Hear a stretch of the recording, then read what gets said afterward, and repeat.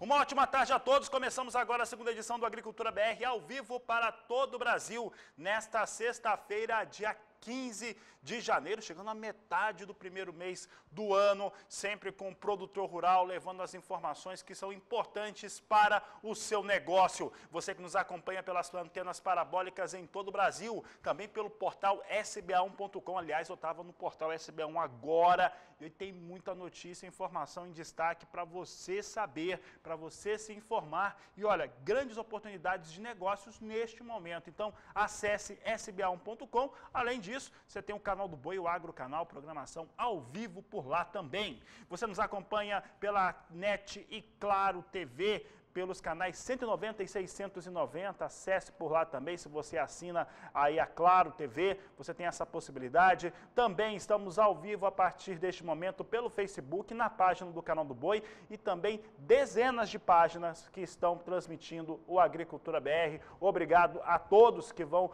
mostrando o nosso programa, o Canal do Boi e as informações que são importantes para o produtor rural brasileiro. Estamos também no Paraguai e aqui no Brasil pela TV, por assinatura Neo TV, você tem a possibilidade de ter acesso aí ao Canal do Boi e a partir deste momento a TV Imaculada Conceição leva o Agricultura BR em sinal aberto para todo o estado do Mato Grosso do Sul e fica todo mundo ligado agora, porque agora valor médio para a arroba do boi gordo em São Paulo é de R$ 290 e é disso que eu começo falando essa edição do programa. R$ 290 é o valor encontrado médio no fechamento desta última quinta-feira. Se nós estávamos falando de negócios ali numa margem de 280, 285, hoje já podemos dizer que essa média sobe. Esse valor médio de 285, 290 a arroba do boi gordo. Também ressalto que lá na quarta-feira teve negócios mesmo, está confirmado,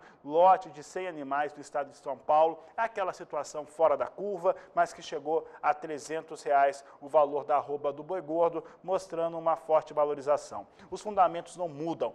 Quais são esses fundamentos que o produtor rural sabe disso muito bem? Houve um afastamento do pecuarista em relação à oferta de gado gordo por duas questões. Primeiro, que não estava satisfeito mesmo com os valores que estavam sendo ofertados lá no final de dezembro, e talvez os primeiros dias de janeiro, e a outra questão é de não ter mesmo o produto para entrega, não tem gado gordo. Com isso, a indústria precisa continuar trabalhando, precisa continuar entregando e houve disputa de preços. Essa disputa ficou muito clara nesta semana. As indústrias disputando uma com a outra, onde tem oferta, eles estão chegando e aí melhoram e isso faz com que tenha uma valorização para a arroba do gado gordo. Isso também melhorou a escala na indústria frigorífica, está numa média aí de 4 dias neste momento, mas claro, com valores melhores sendo pagos em todas as praças brasileiras.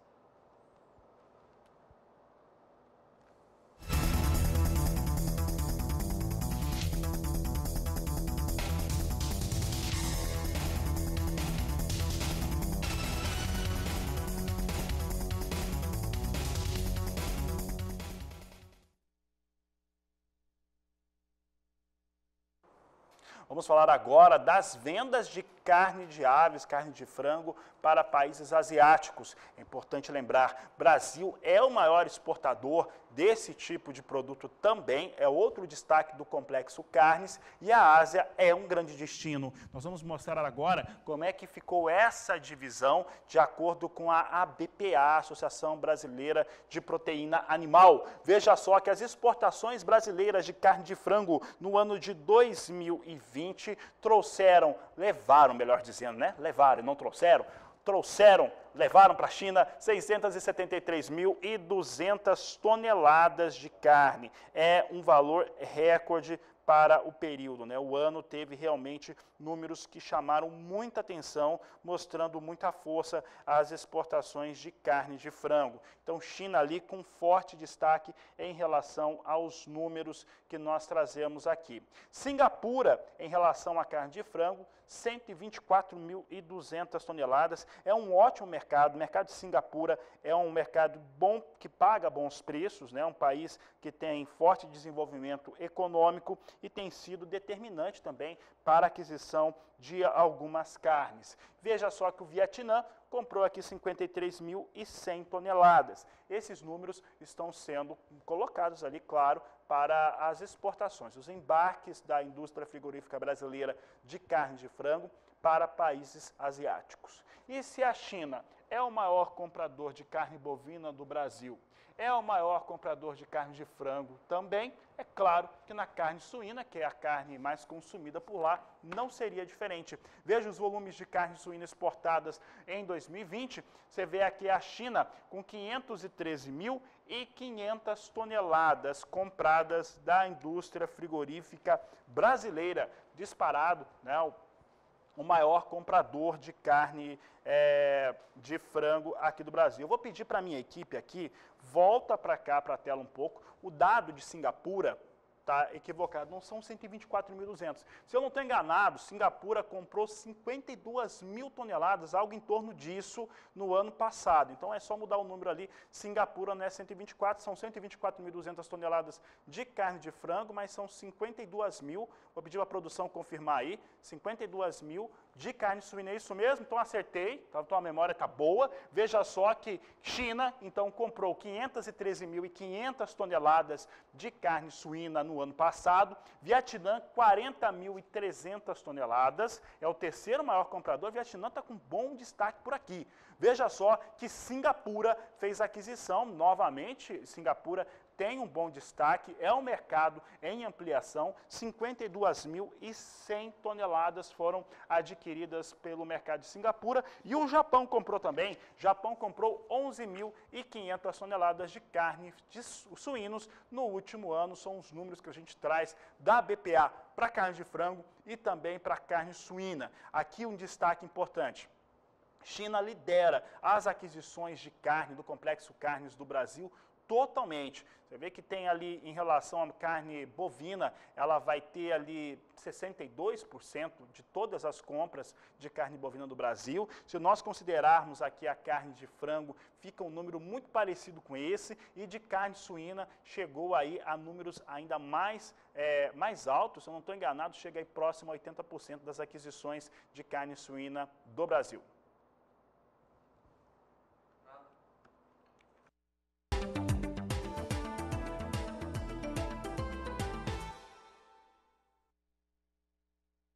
E o estado do Rio Grande do Sul, de acordo com a Emater Gaúcha, concluiu a semeadura da soja dessa safra 2020-2021. Vamos saber agora como que vem o desenvolvimento das áreas de lavoura gaúchas. Nós temos aqui 69% dessas áreas em germinação ou desenvolvimento. 24% das áreas estão em floração e 7% em enchimento de grãos, de acordo com os números que foram divulgados pela Emater.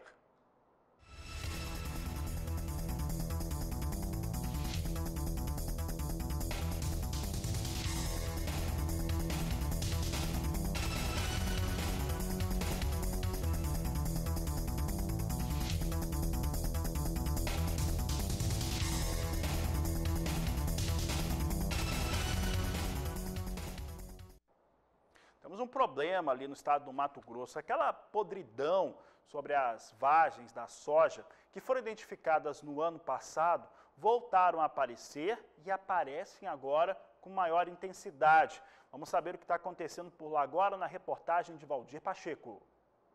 Na safra passada, 2019-2020, mostramos aqui no canal do Boi uma anomalia que surgiu nos grãos de soja e que estava tirando o sono dos produtores rurais de Sorriso, município campeão nacional na produção da oleaginosa em Mato Grosso. Essa anomalia era os sintomas de podridão nas vagens. Na ocasião, várias hipóteses e causas foram mencionadas. Já nesta safra 2020-21, novamente está sendo observado que vários produtores estão com o mesmo problema. Porém, as lavouras que estão usando os princípios de manejo integrado não estão tendo problemas significativos nas lavouras. Especialistas ainda estão pesquisando a nova doença. onde a produção afeta tanto áreas irrigadas como o sequeiro. Segundo pesquisadores, existem algumas percepções técnicas e fatores que contribuem para essa anomalia nas vagens, como, por exemplo, a BR-163, com altitude média de 300 a 400 metros, é totalmente diferente das demais regiões, com cultivares, época de semeadura, dentre outros fatores como genético, principalmente nas cultivares de hábito indeterminado de alto potencial produtivo.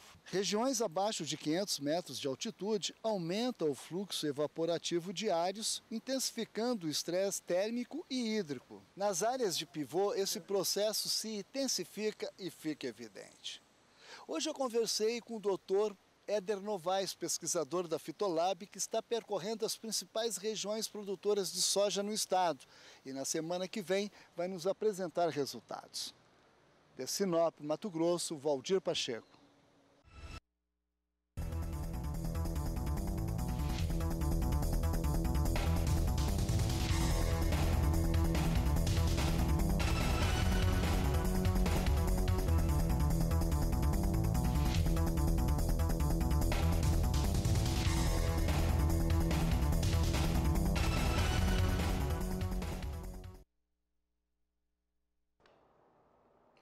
Vou falar agora da Argentina em relação à soja. Mas antes de destacar os números, os dados divulgados no relatório semanal da Bolsa de Cereais de Buenos Aires na tarde desta última quinta-feira, vou aqui expressar o entendimento da equipe do Agricultura BR. As lavouras da Argentina de soja não param de piorar.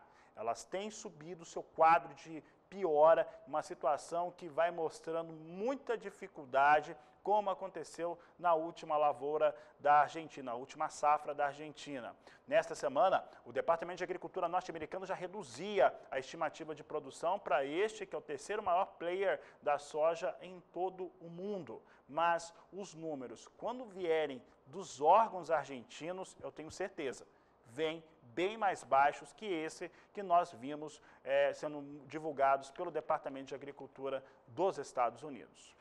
Fala agora então de como que vem essas lavouras. Houve uma piora significativa nas áreas em boas ou excelentes condições por lá. Caiu de 28% para 17%, é o que eu mostro agora no Agricultura BR, de 27% para 18%, melhor dizendo. 18% das áreas da Argentina em boas condições. Uma semana antes eram 27%. Então cai e cai bastante a situação das lavouras lá na Argentina. Já as áreas que estavam em situação normal na última semana eram 56%. As áreas em situação normal agora sobem para 63%. E as áreas da Argentina em condições ruins, de uma semana para outra, sobe de 17% para 19%, mostra essa piora. A piora na Argentina, ela é semanal. A cada levantamento que é mostrado, se mostra uma situação pior para as lavouras do país vizinho e vai confirmando uma quebra, ou deve confirmar uma quebra, para as lavouras sul-americanas. Falo agora do Departamento de Agricultura norte-americano, porque nós tivemos na manhã desta sexta-feira exportadores privados confirmando a venda de 318 mil toneladas de soja para entrega na safra 21-22 para destinos não declarados. São os números que foram apresentados hoje para a soja pelo Departamento de Agricultura dos Estados Unidos. E é sobre soja que eu continuo falando, e para os norte-americanos, que dá referência mundial, soja em Chicago vem hoje com correção. Você vê que vai caindo neste momento, a soja vai caindo neste momento 0,65%. Deixa eu lá para o Diego, calculou, é isso mesmo, 0,65% de queda. Posição de março a 14 dólares 21 centes mais 4 por bushel. Maio, 14 dólares 19 centes mais 6 o bushel. Julho, 14 dólares 4 centes mais 6 por bushel. E a posição de agosto, a 13 dólares 55 centes mais 4 por bushel, são os negócios que eu destaco agora com soja na Bolsa de Chicago, vindo hoje com alguma correção, mas você vê que os números são altos, né? 14,25, 14,20 é o novo patamar aí de valores negociados para a soja, e o mercado vem bastante animado. O que nós estamos vendo neste momento é um mercado que anda totalmente centralizado sobre os fundamentos da soja,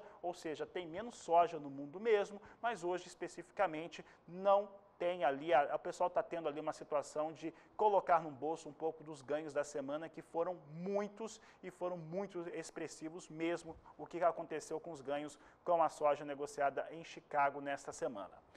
Sigo falando de soja, agora eu destaco como é que vem a soja negociada nos portos no Brasil. Nós temos aqui soja hoje subindo, nós estamos com entrega em janeiro, o pessoal que está reclamando, né, todo dia tem que trazer soja com entrega em março. Vamos ver se na segunda-feira a gente traz, é promessa. Né? Estamos prometendo agora entrega em março, porque o pessoal não tem soja para entregar. Mas, de qualquer maneira, a referência nos portos, Porto de Santos a R$ 171,00 a saca de 60 quilos, Paranaguá vindo com uma referência de R$ 172,50 a saca de 60 quilos. Isso tem a ver com soja em Chicago, tem a ver com o prêmio pago pela soja, um temor em relação a não ter produto disponível, também o agricultor segurando um pouco até para fazer os seus travamentos de negócio, porque soja pode subir bastante, e o dólar, é claro, e o dólar hoje vem dessa forma, veja só, dólar a R$ 5,28, vai recuperando bastante da queda de ontem, vem com uma alta de 1,44%,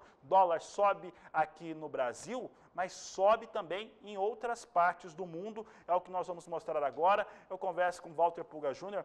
Pulga, temos o dólar hoje, né, se caiu bem nesta última quinta-feira, agora vem com uma alta um pouco mais expressiva, né, vem com quase 1,5% de alta, e esse movimento de alta para a moeda norte-americana não é só aqui no Brasil. Boa tarde, seja bem-vindo. Boa tarde a você, boa tarde a todos. De fato, há uma valorização do dólar hoje no mercado internacional. Isso é resultado do plano que o presidente, que vai ser empossado, será empossado no próximo dia 20 nos Estados Unidos, Joe Biden, apresentou ontem, né? Bom, batizado de Plano de Resgate da América, é um pacote fiscal que soma 1 trilhão e 900 bilhões de dólares, cerca de 9% do PIB, do Produto Interno Bruto dos Estados Unidos. Agora, esse pacote de Joe Biden para ajudar a economia multiplica benefícios para os trabalhadores, para as empresas norte-americanas, mas ele pode ser bem reduzido quando for para o Congresso, porque sem aprovação do Congresso, o plano não entra em vigor. Batizado, então, de Plano de Resgate da América, um novo pacote soma, vou repetir, 1 trilhão e 900 bilhões de dólares. 9% aproximadamente do PIB do país. Traz medidas de apoio direto aos mais afetados pela crise da Covid-19. Bom, aumento dos chamados cheques de estímulo econômico, aos moldes desse auxílio emergencial que o governo brasileiro também deu, vai subir de $600 para $2.000. Bom, analistas consultados pelo Estadão, Broadcast, por exemplo, apostam que o projeto será muito reduzido no Congresso dos Estados Unidos. Provavelmente será reduzido em quase 900 bilhões de dólares. Na avaliação, por exemplo, da Capital Economics, qualquer pacote aprovado pelo Legislativo teria metade deste valor. Bom, é difícil imaginar que haja voto suficiente no Senado americano para 350 bilhões de dólares em ajuda para governos estaduais e governos locais que se sentiram prejudicados, como lembrava o economista-chefe da consultoria, o Paul Ashworth, comentando com jornalistas de agências internacionais de notícias. Para o Desk Bank, por exemplo, as obstruções devem levar esse pacote proposto por Joe Biden para cerca de $1 trilhão como forma de garantir uma aprovação rápida. Mas este pacote, na verdade, norteava todo o mercado financeiro internacional ontem, na expectativa de que esses estímulos iriam não só recuperar a economia norte-americana, como influenciar positivamente todo o mercado mundial. Agora, veja o plano de Joe Biden, o que ele atende, né? Pagamento de $1.400 a cidadãos em programa de transferência de renda, elevando o total para $2.000. O valor se somaria aos 600 aí já aprovados pelo Congresso em dezembro, né? E que serão repassados já a partir de janeiro. Aumento do auxílio-desemprego de $300 para $400 por pessoa até setembro. Essa é a proposta do presidente dos Estados Unidos, que toma posse agora dia 20. Aumento do salário mínimo em $15 por hora. Envio de 350 bilhões a governos estaduais, bilhões de dólares. E também algumas prefeituras, né, mais atingidas pela Covid. Repasse de 15 bilhões de dólares em subsídios para as pequenas empresas americanas. E mais, incremento de 25 bilhões de dólares no plano de assistência de aluguel às famílias de baixa renda. Bom, para vocês terem uma ideia, se essa proposta for aprovada, ela dobraria o atual programa que existe lá. A alocação também de 20 bilhões de dólares no Programa Nacional de Vacinação contra a Covid nos Estados Unidos e de mais 50 bilhões de dólares só para testar a doença lá, né? O programa também permitiria até a contratação de mais funcionários para atender os doentes lá. O plano é muito audacioso, por isso há algum questionamento de analistas do mercado internacional se ele realmente será aprovado pelo Congresso. Fora isso, só para ter uma ideia, olha, repasse de 170 bilhões a creches e outras instituições voltadas para cuidado das crianças. Bom, o presidente Joe Biden, lembrando, né, ele disse, sei que o que acabei de descrever não vem de forma barata, mas não fazer isso vai nos custar muito mais. Esse plano é que define todo esse movimento no mercado financeiro internacional e que tem, apesar de tudo, as bolsas em queda hoje, viu? Inclusive o nosso índice Bovespa, viu, Fabiano? Enquanto o dólar ganha valor frente a outras moedas do mundo e frente ao real, o que nós temos na nossa bolsa é um movimento de baixa. Nesse momento, a bolsa perde 2,25%, cai para a faixa de 120.697 pontos, se bem que já chegou a arrasar fundo aos 120.445 pontos. A perda já chegou a quase 2,5% para a nossa bolsa. Agora, por que isso ocorre? Porque há previsão de lockdown em alguns países da Europa, nas duas maiores economias, na França e na Alemanha. Há preocupações também com o avanço da Covid no Reino Unido e mais do que isso. Na China também algumas regiões estão isoladas, avanço da Covid lá e redução da compra chinesa de petróleo. Tudo isso mexe com o mercado e faz com que as bolsas venham em baixa hoje. Na Europa as bolsas encerram negociação daqui a pouco em queda, nos Estados Unidos também há um movimento de baixa e não seria diferente com o nosso índice Bovespa, já que o mercado está muito interligado. Então temos queda na nossa bolsa hoje, queda nas bolsas da Europa e provavelmente fecharemos em queda também com o mercado americano. Situação bem complicada com esse avanço da Covid, viu, Fabiano? É com você.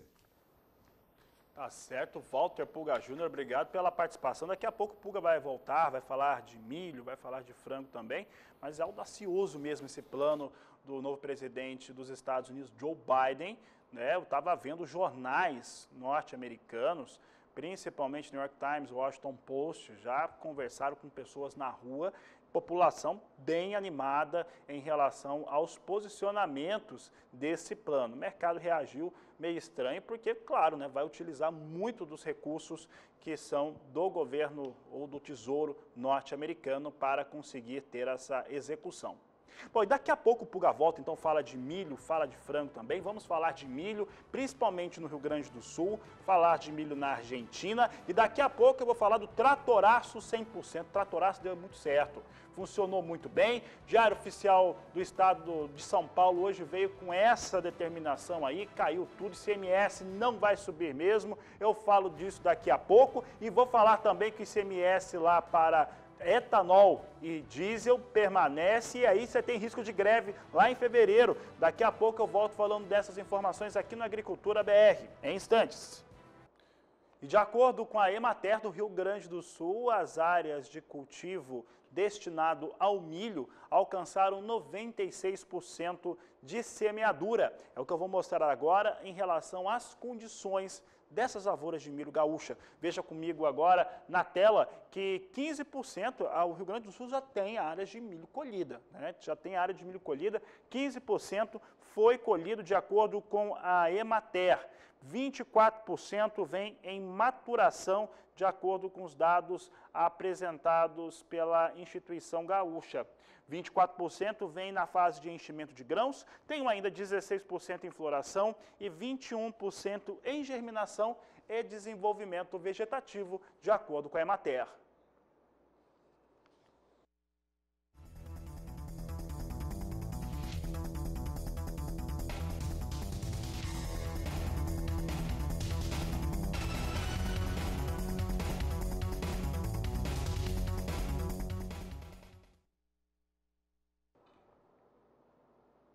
Olha, o programa de compras, Pulga, da Conab funcionou bem ano passado, de acordo com os números apresentados pela estatal brasileira.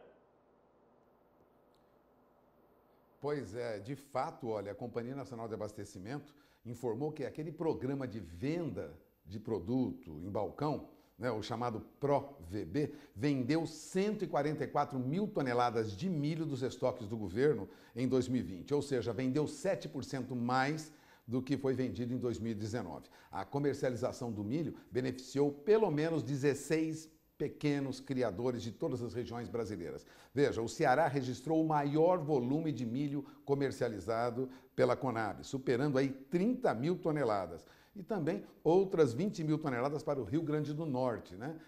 Que teve aí cerca de 20 mil até 16 mil toneladas. Bom, a Conab explica que esse programa ele permite a criadores rurais de pequeno porte, né? Criadores de aves, de suínos, de caprinos e outros que tenham acesso a esses estoques de milho de forma direta, preços similares aos das praças de comercialização. Com isso, lógico, a Conab ajuda a manter os negócios, gerar emprego e renda, evitando migração para grandes centros urbanos. Resumindo, leva milho até as regiões onde o milho é difícil, escasso e, portanto, muito caro. Além disso, esse programa de vendas de balcão contribui para a renovação de estoques, viu? Reduzindo aí aquela depreciação comercial dos produtos. Lógico, faz a remoção do que está armazenado nos depósitos, né, próprios e os depósitos credenciados, localizados na região centro-oeste, leva isso para o público consumidor. Então, saída de milho do Mato Grosso rumo às regiões onde ele é melhor utilizado, ou melhor, onde ele precisa ser efetivamente utilizado. Agora, todas essas operações geraram uma receita de mais de 141 milhões de reais para a Conab, viu? Valores que tiveram origem, em grande parte, lógico, no Nordeste, região para onde foi destinado dessas 144 mil toneladas, pelo menos 100 mil toneladas de milho. Então, o Nordeste foi atendido, mais ou menos 11 mil produtores rurais foram atendidos no Nordeste com o milho que foi enviado pela Conab. Agora, se de um lado a Conab teve que escoar milho para o Nordeste, de outro vale a pena prestar atenção no que acontece com o produtor de aves aqui no Sul, né? Porque o CPEA lembrava que os preços do frango vivo caíram no mercado interno, refletindo uma diminuição das vendas de carne de frango do final de dezembro para cá. Segundo o CPEA, os preços do milho e do farelo de soja, importantes, né, insumos para a ração, subiram, reduzindo muito o poder de compra do avicultor. Para você ter uma ideia, nas principais regiões comercializadoras de frango em São Paulo, o animal foi negociado a R$ 4,26 por quilo na parcial de janeiro, considerando dados aí até o dia 13, né? Ou seja, uma queda de 4,7% quando comparado com os valores de dezembro, né? Mesmo assim, ainda está quase 37% acima do preço observado em janeiro de 2020. Mesmo com o preço mais alto, lógico, encarecimento dos insumos, tira o poder de compra do produtor. Para ter uma ideia, na média parcial de janeiro, o avicultor pôde comprar 3,1 kg de milho com a venda de 1 kg de frango vivo. Ou seja, 13% menos do que em dezembro e quase 17% menos que em janeiro de 2020. Bom, no caso do farelo de soja, foi possível ao avicultor a compra de 1,580 kg do derivado, né, da soja, né, do farelo de soja, com a venda de 1 kg de frango. Resumindo, queda de 8% do poder de compra do produtor, do avicultor, comparando a dezembro, e queda de quase 32% no poder de compra quando comparado com janeiro do ano passado. É uma situação bem difícil para o avicultor, viu? Fabiano, avicultor tem que ficar na ponta do lápis aí, porque a situação não está boa. O insumo sobe muito para a produção de frango. É com você. Tá certo, Walter Pulga, obrigado pela participação aqui no Agricultura BR. Agricultura BR que segue falando de milho por aqui, só que agora falando sobre o milho lá na Argentina. E a Argentina já cultivou pouco mais de 90%, 90,9% das suas áreas destinadas ao cereal. É o que eu vou mostrar agora em relação à situação de desenvolvimento por lá, mas é importante lembrar, a Argentina também tem perdas nas lavouras de milho, apesar de terem melhorado. Ao contrário da soja, houve uma certa melhora para as lavouras de milho lá na Argentina. Veja que as lavouras em boas condições na semana agora, na última semana divulgada pela Bolsa de Cereais de Buenos Aires, ficam em 19%. Os números de uma semana antes eram de 12%, portanto, uma melhora de 7 pontos percentuais para as áreas em boas condições na Argentina. As áreas em condições normais ficaram em 65%, enquanto que as áreas em condições ruins ficaram aí em 16%, de acordo com os dados apresentados pela Bolsa de Cereais de Buenos Aires para a Argentina em relação à sua área de produção de milho. Falando de milho, também cenário internacional, o Departamento de Agricultura dos Estados Unidos informou que exportadores privados venderam 110 mil toneladas de milho para o México para entrega nesta temporada. Veja comigo agora como é que vem os negócios com milho na Bolsa de Chicago. Você tem Chicago na tela, hoje recuando. Mas olha os patamares para o preço de milho. É acima de R$ 5,30 no mais curto prazo. Março com negócios a R$ 5,30 mais 4 por bushel. Neste momento perdendo 0,82% no mais curto prazo. Maio, $5,33 mais 4 por bushel. Julho, $5,30 mais 2 o bushel. E a posição de setembro, $4,80 mais 4 por bushel, são os negócios que eu destaco agora com milho na Bolsa de Chicago. E o Agricultura BR vai para o intervalo comercial. Mas daqui a pouco, depois do intervalo, eu volto falando sobre café, café arábica, café robusta e ainda hoje o tratoraço 100%. Nós vamos mostrar que realmente o governo do estado de São Paulo recuou, publicou em Diário Oficial as decisões que eram esperadas pelos produtores rurais, mas não mudou a questão ligada ao diesel e ao etanol. E há risco de greve, uma greve mais séria até, a partir do dia 1º de fevereiro, com a paralisação de caminhoneiros. Daqui a pouco, a Agricultura BR volta com essas e outras informações. O assunto é café agora no Agricultura BR. Eu começo falando sobre café arábica aqui no programa. Vamos saber como é que vem as negociações com arábica na Bolsa de Nova York, na plataforma Ice Futures. Veja conosco como é que vem as posições. Eu tenho março a $1,28 mais 30 a libra peso. Maio, $1,30 mais 50. Julho, $1,32 mais 5. Vai subindo hoje o café. Setembro, $1,33 mais 85 a libra peso. A situação é bem favorável agora, um pouco mais favorável, podemos dizer assim, com alta de café em Nova York e o dólar subindo hoje, se recuperando aqui no Brasil.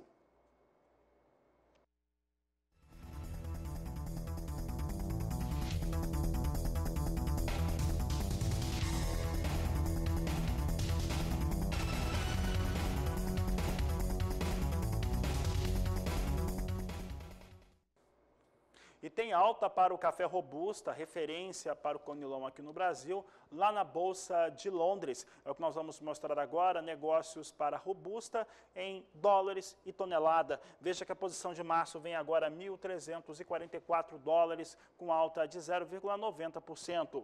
Maio, $1.354 a tonelada, elevação de 0,89%. Julho, alta de 0,88% a $1.367 a tonelada, enquanto que setembro vem com elevação de 0,87% a $1.386. São os valores do mercado futuro na Bolsa de Londres para o robusta.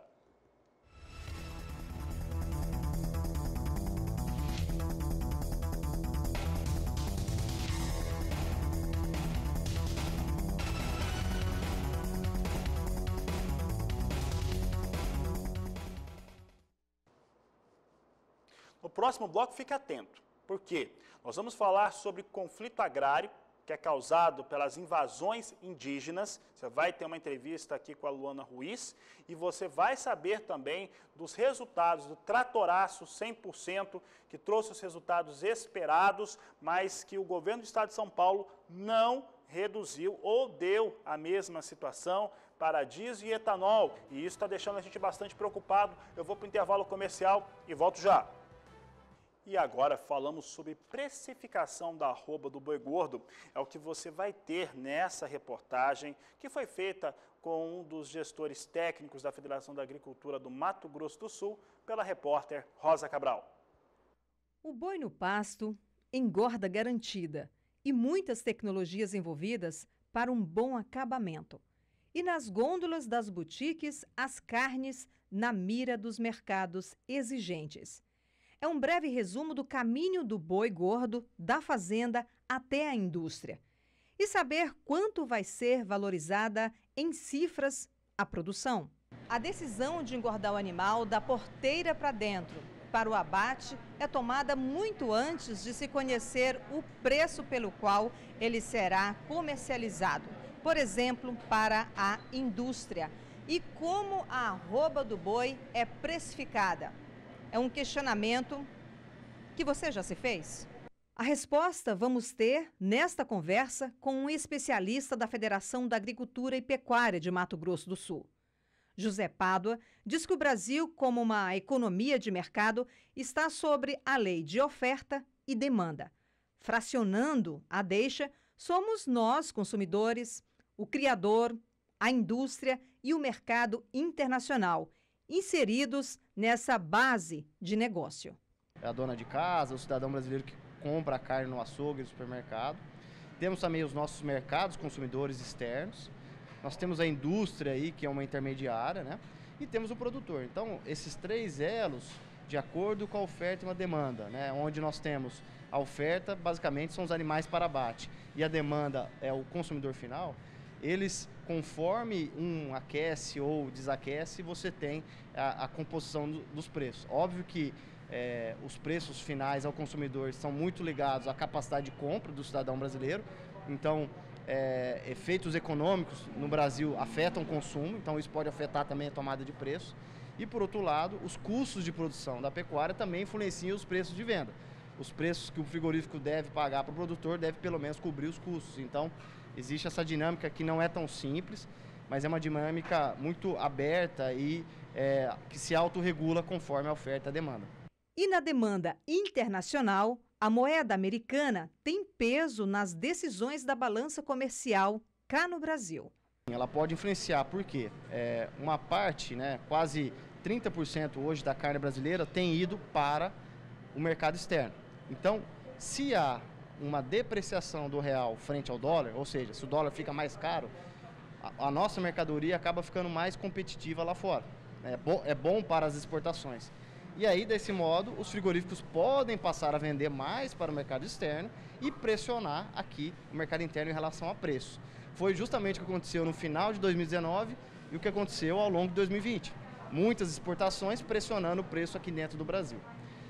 Porém, quando a gente tem uma destinação da carne mais para o mercado interno, e aí a gente está falando com o consumidor brasileiro, que tem um limite para pagar, né, a dona de casa, o dono de restaurante, então é já um reflexo de como está o Brasil. Então, quanto mais nós estamos dependentes do mercado interno, mais a economia, a renda do Brasil influencia essa tomada de preço. Quanto mais nós exportamos, mais o dólar ou mais a conjuntura global influencia aqui o preço do Brasil. Agora, por exemplo, como acontece no grão, travar mercado, não é? Futuro, é uma possibilidade também de ter aí uma segurança na arroba para o pecuarista? Sem dúvida. As ferramentas hoje de trava, de negociação com o mercado futuro da arroba são extremamente importantes e nós, enquanto instituição de ensino também, né, como o Senar, é importante que a gente deixe isso muito claro para os produtores. É uma ferramenta importante que deve ser usada, com cautela, obviamente, mas é muito importante. Por quê? O mercado cada vez mais volátil e também os custos de uma tendência também de crescimento, é muito importante que você trave uma quantidade de animais para garantir pelo menos os seus custos de produção. E tudo que não for travado, você pode negociar com o mercado para poder, inclusive, captar algum aumento, né?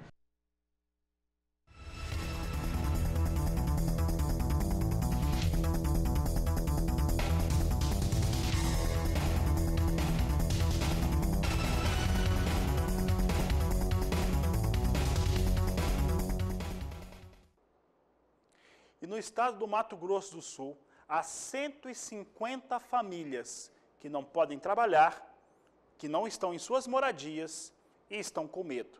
Eu falo de 150 famílias que tiveram suas propriedades rurais invadidas por indígenas e que aguardam algum posicionamento da justiça em torno de reintegração de posse e principalmente do seu trabalho, da sua dignidade.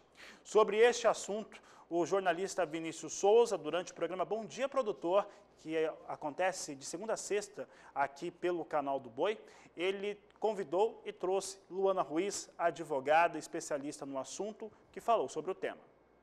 Eu entendo que acontece, em especial dentro do Supremo, um ativismo judicial. Nós estamos falando tanto de ativismo judicial. O que é o ativismo judicial? É quando o Poder Judiciário vai além da competência de julgar e cria situações e cria interpretações que ele chega às margens de praticamente estar legislando. E por que eu entendo como um ativismo judicial?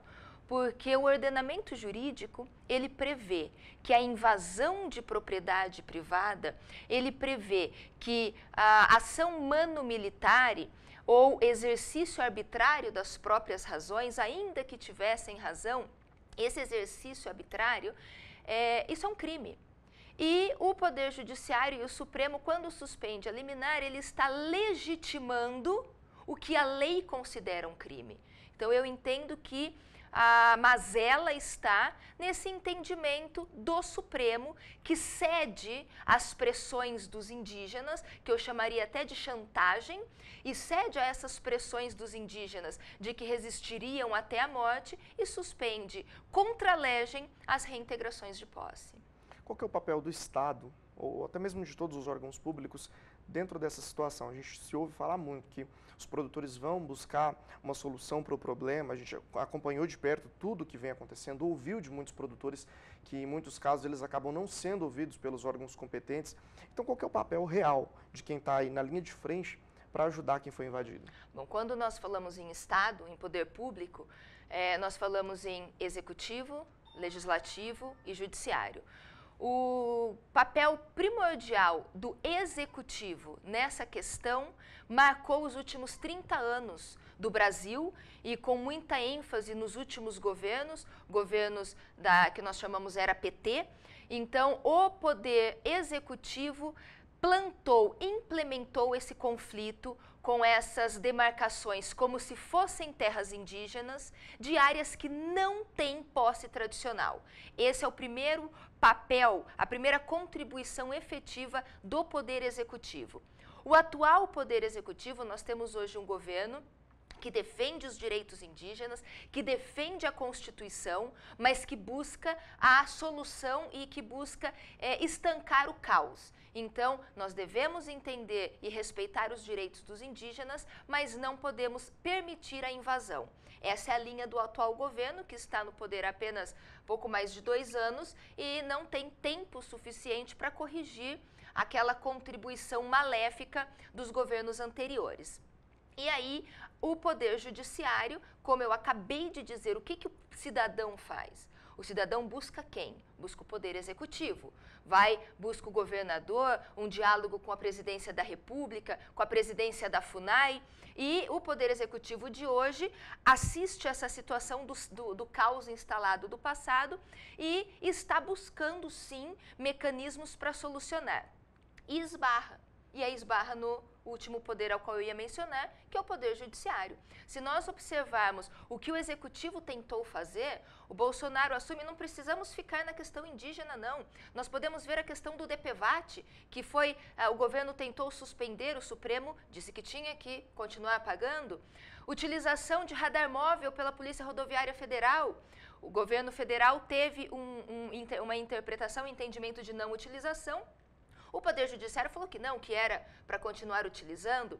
A nomeação do Ramage na questão da Polícia Federal, o Poder Judiciário Supremo disse que não e que era para ser, e anulou aquela nomeação. Então, até que ponto, aonde pode avançar o Poder Executivo, o governo federal, o presidente da FUNAI, com esse cerceamento do exercício do seu poder pelo Poder Judiciário e, muitas vezes, nessa queda de braço pelo próprio Poder Legislativo. Existe, sim, a necessidade de cidadãos brasileiros buscarem os órgãos públicos para a defesa dos seus direitos. Todos os cidadãos brasileiros, inclusive os indígenas, que também são cidadãos brasileiros, tanto quanto todos nós, devendo buscar o Poder Judiciário, o Poder Executivo, buscar o respaldo do Estado e não agir com ação mano-militar, exercício arbitrário das próprias razões e invadir as propriedades. É esse o contexto. Se nós não tivermos um saudável diálogo entre os três poderes, em especial com o poder judiciário, nós não vamos conseguir avançar nas soluções. Repito, o governo federal vem agindo para manutenção, para a estabilidade social, para afastar o caos do campo, mas nós temos um poder judiciário que, infelizmente, vem continuando a legitimar essas questões que, como eu havia dito, é crime, a invasão de propriedade privada. Luana Ruiz, advogada, especialista na questão agrária, minha amiga, deu entrevista hoje ao meu colega Vinícius Souza aqui no Canal do Boi, no programa Bom Dia Produtor. A entrevista completa você consegue acessar no portal sba1.com. Acesse, tem as informações, isso é muito importante, tanto para os estados que têm, como Mato Grosso do Sul, que tem uma grande questão desse impacto das invasões de terras por indígenas, não é terras indígenas, é invasão de terras feitas por indígenas, e também outros estados que também passam pelas mesmas questões, e essa é uma situação que traz muito problema para quem é invadido e para os municípios também. Então acesse sba1.com. Falo agora a respeito dos efeitos do tratoraço, o grande movimento dos produtores rurais, mais de 100 sindicatos rurais, 100 municípios, foram 134, 139 municípios que participaram e esse movimento deu muito certo. O tratoraço é 100%. No Diário Oficial do Governo do Estado de São Paulo foram publicadas as medidas que eram esperadas pelo produtor rural brasileiro, pelo produtor rural principalmente do estado de São Paulo, no qual não se tirou ou se elevou, melhor dizendo, não se eleva o ICMS para produtos de hortifruti e também em relação aos produtos que são utilizados no campo. Eu gostaria de mostrar o Diário Oficial do Estado de São Paulo. Você tem comigo a publicação de hoje. É uma decisão que precisava acontecer nessa data, no dia 15, e ela ocorreu no dia de hoje. É o que o Agricultura BR vai mostrando para você. Essas são imagens do tratoraço, né, que aconteceu na última semana. Houve a revogação no Diário Oficial do Estado, que mostra essa situação de uma situação muito melhor para os produtores. Foram 154 sindicatos que participaram, está aí o Diário Oficial do Governo do Estado de São Paulo, que trouxe essa revogação, publicado na madrugada desta sexta-feira. O efeito cascata nos cálculos mostrava um aumento inicial de 4,14%, que se transformaria em majoração superiores a 15% nos preços finais de produtos comercializados nas gôndolas de supermercados, inclusive alimentos essenciais como cereais, ovos, leite e hortifruti. Tá? Então, caiu, não vai subir ICMS para hortifruti, para produtos utilizados no campo, também para produtos farmacêuticos, mas veja bem, o Estado de São Paulo não revogou a mesma medida em relação a etanol e diesel. E nós estamos prestes a ter uma paralisação aqui no Brasil, pelo menos uma manifestação ela é possível de ter, deve estar marcada para ter, em relação aos caminhoneiros, aos trabalhadores que estão nas rodovias, nas estradas brasileiras, e uma das reclamações é exatamente o preço do diesel. É por isso que eu vou conversar agora com o José Roberto, presidente da Associação Nacional do Transporte Autônomo do Brasil. José Roberto, obrigado pela sua participação aqui no Agricultura BR, no Canal do Boi. Obrigado por estar conosco. A questão dos transportes é sempre algo que nos traz muita preocupação, porque a produção agropecuária do Brasil, que é a maior riqueza do país, onde mais se produz, ela vai pelas rodovias até chegar nos portos brasileiros. Eu estava comentando exatamente que diesel em São Paulo sobe ICMS, com isso nós vamos ter preço mais alto por lá. Quais são as reivindicações da categoria neste momento? José Roberto, boa tarde, seja bem-vindo. Boa tarde, Fabiano, boa tarde a todos os ouvintes, telespectadores do Canal do Boi. Com certeza, né? Toda semana nós estamos sofrendo um reajuste nos combustíveis, e nós aqui do transporte, nosso sócio majoritário é o combustível, no caso o diesel, ok? A categoria desde 2018 vem sofrendo, né? Levou até o limite novamente e chegou ao ponto dessa paralisação para o próximo dia 1º. Esses reajustes semanais nessa questão de combustíveis não tem mais condições, né? Tanto para a categoria também quanto para o povo brasileiro, para as outras entidades, né? Produtores rurais, agricultura familiar, os pequenos, médios agricultores, porque de uma forma direta ou indireta, né? Para não dizer direta, o combustível, o frete afeta todos, e quem acaba pagando, além de ser nós caminhoneiros, mas todos nós pagamos no preço final nas prateleiras, né? Seja ele em padaria, mercado, açougue, de alguma forma, porque nenhum produtor ou empresário vai assumir essas despesas, eles já colocam dentro do produto deles. Então, dessa forma, quem sofre somos nós, caminhoneiros, né, no transporte, e todo o povo brasileiro que acaba pagando esse absurdo, né? Esse absurdo. Então, uma das pautas da categoria, né, que eu creio aqui na pauta é a principal delas, é realmente que haja uma mudança de política de preço no combustível aqui no Brasil, que nós possamos ter um preço nacional, ok? Com reajuste anual. Nós entendemos que o Brasil precisa ter uma energia barata para que o Brasil se torne mais competitivo e volte a crescer e produzir. E entendemos que a nossa energia barata nós temos, o Brasil hoje é autossuficiente em petróleo, podemos sim estar refinando todo o nosso petróleo e também vendendo o excedente. Então nós entendemos, a categoria entende, né, que hoje não tem o porquê nós estarmos pagando um preço num combustível trabalhando com preços internacionais. Essa é a principal reivindicação da categoria nessa paralisação do dia 1º. Ok, Fabiano? José Roberto, para encerrar a nossa entrevista, você acredita que é possível o Brasil ter uma greve de caminhoneiros como aquela que ocorreu há 2 anos aqui no país, que teve uma paralisação, pouco mais de 2 anos, que teve uma paralisação geral em relação ao trabalho nas rodovias e nas estradas, e com isso trazendo um impacto bem mais profundo sobre a economia nacional?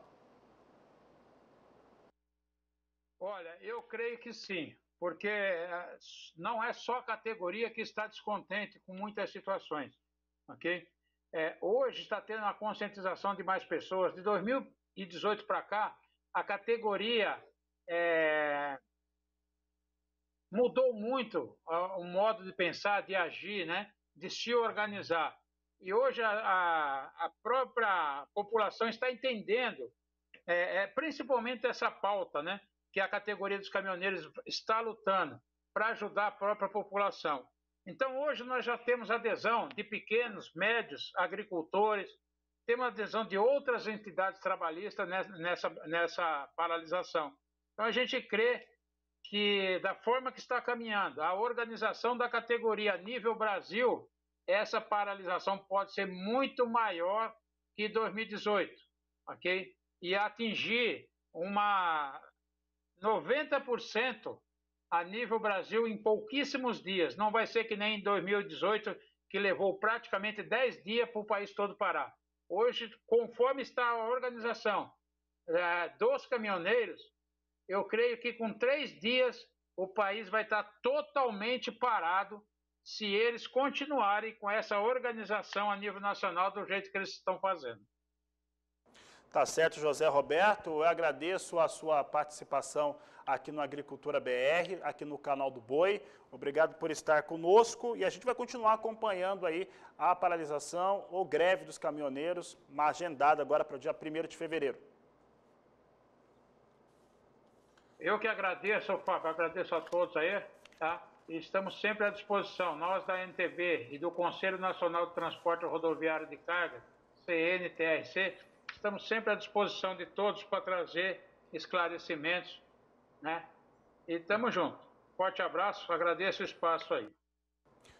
Tá certo? Eu conversei com o José Roberto, representando aí parte dos caminhoneiros do país, falando a respeito desse alerta de greve. Aqui eu mostrava antes, né, questões ligadas ao tratoraço que teve no Brasil, no estado de São Paulo, que fez com que o governo de São Paulo recuasse no ICMS e com isso não afetou hortifrutis, produtos que são utilizados no campo e também farmacêuticos. Entretanto, atinge diesel e etanol no estado de São Paulo. A relação é que nós temos uma das grandes reivindicações da categoria dos caminhoneiros é em relação ao diesel, que tem tido aumentos mais elevados, entre outras reivindicações da categoria. O Canal do Boi vai continuar acompanhando essa questão. Nós vamos para o intervalo comercial e voltamos já. E o presidente Jair Bolsonaro sancionou com vetos a lei que cria a Política Nacional de Pagamentos por Serviços Ambientais. Essa era uma solicitação antiga da produção rural e também de quem vive no campo. E é o que você vai conferir nesta entrevista realizada por Walter Puga Júnior.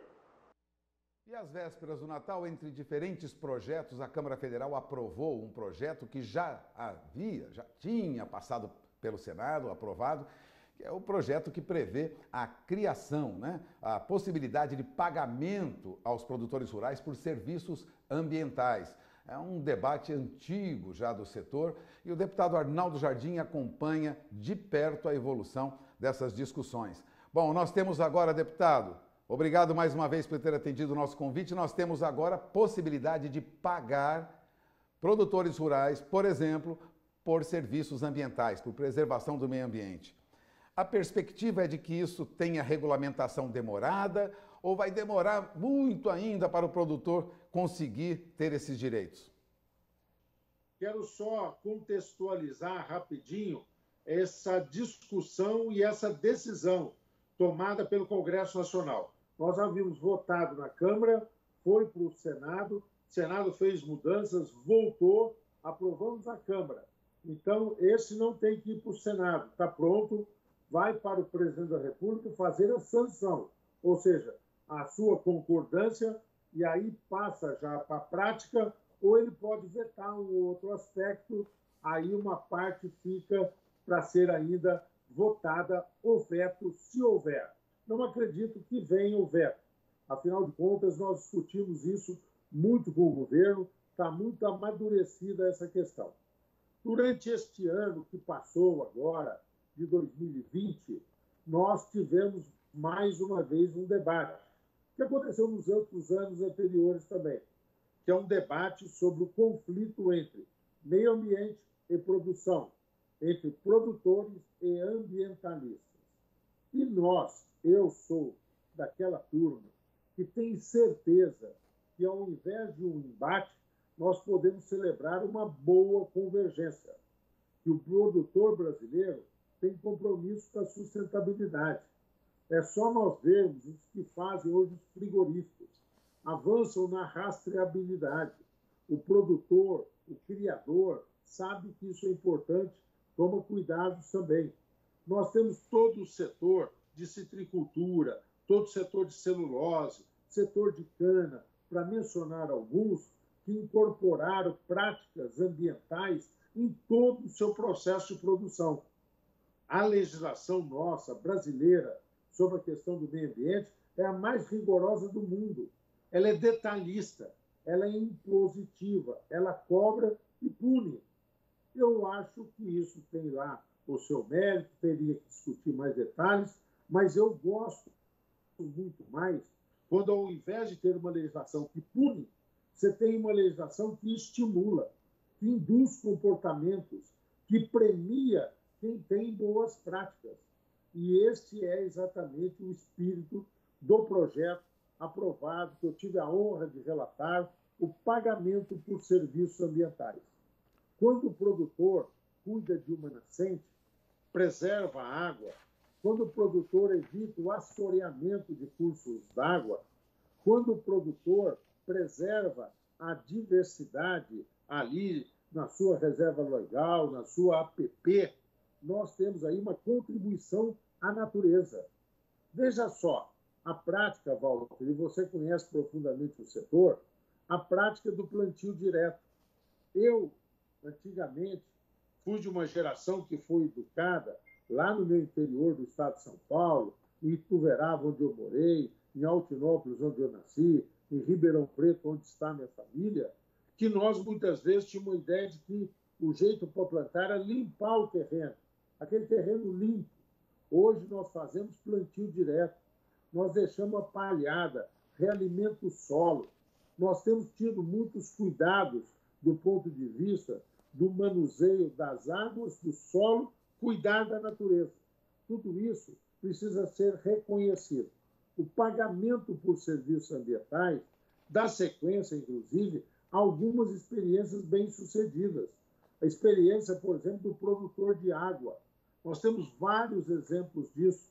E nós, com isso, agora temos uma legislação, teremos um programa nacional de pagamento por serviços ambientais, há fundos que estamos começando a cuidar para poder fazer exatamente este reconhecimento. Tem regras para as pessoas se cadastrarem.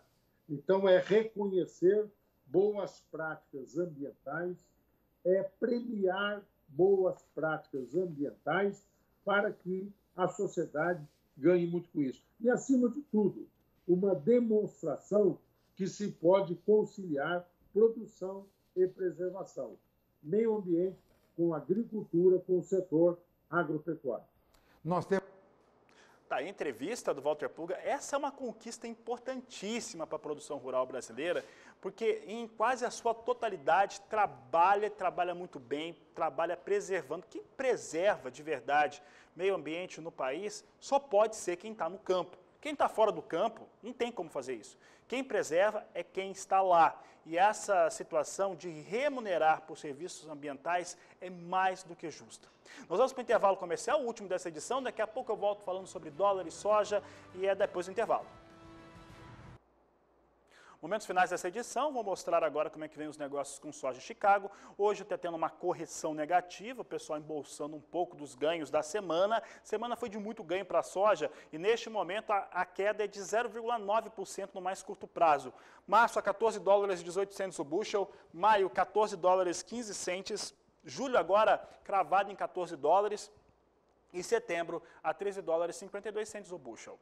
Vamos dar uma olhada no dólar agora. O dólar comercial cai, aliás, sobe no Brasil, sobe com o movimento internacional, vem a R$ 5,26 mais 7, alta de 1,11%, mas essa alta hoje já foi mais elevada, essa alta já chegou hoje a mais de 1,5%, então agora continua em alta, mas uma alta menor.